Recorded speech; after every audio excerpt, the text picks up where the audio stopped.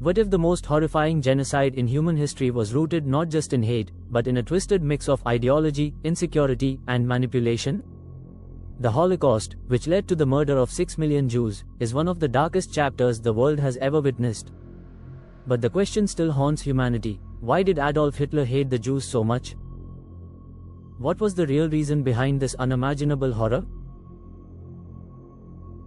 Today, we go deep into history, psychology, and politics to uncover the disturbing truth. To understand Hitler's hatred, we must first understand the man himself.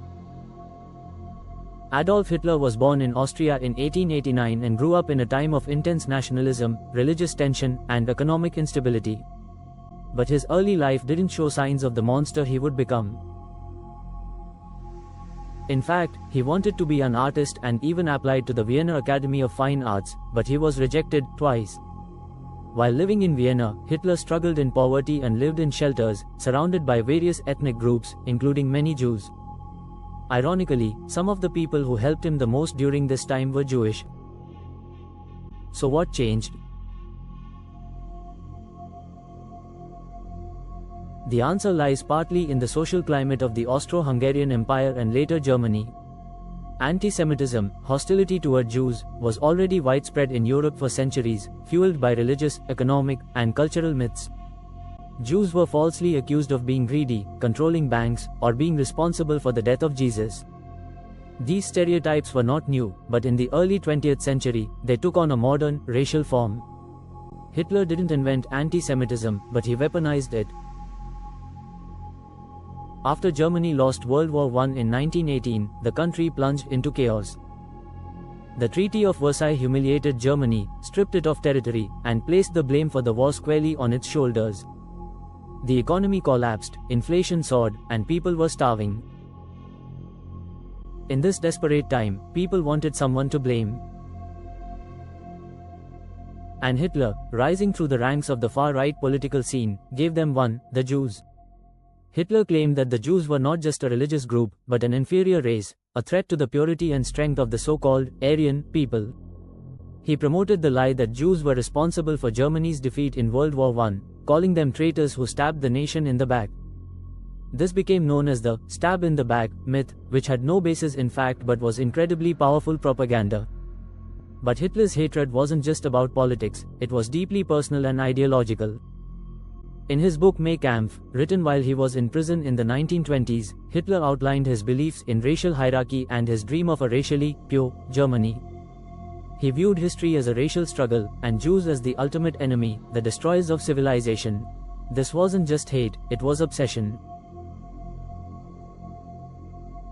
As Hitler rose to power in the 1930s, he began turning these hateful ideas into real-world policies.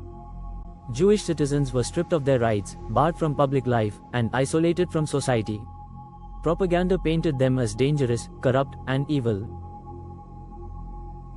The Nazis used films, newspapers, radio, and even children's books to spread their message.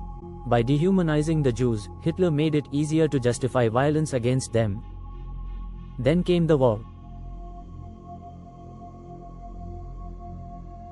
With the invasion of Poland in 1939, World War II began, and Hitler's true intentions became clear.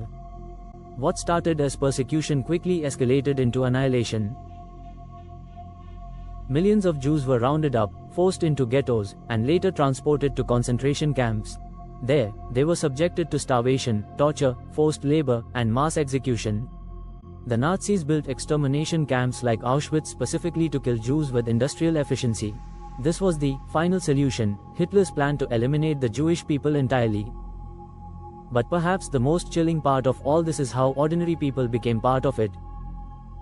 Teachers, police officers, neighbors, even children, were taught to see Jews not as fellow humans, but as enemies. Hitler's regime didn't act alone, it used fear, lies, and nationalism to turn an entire nation into participants in genocide. So, why did Hitler hate the Jews?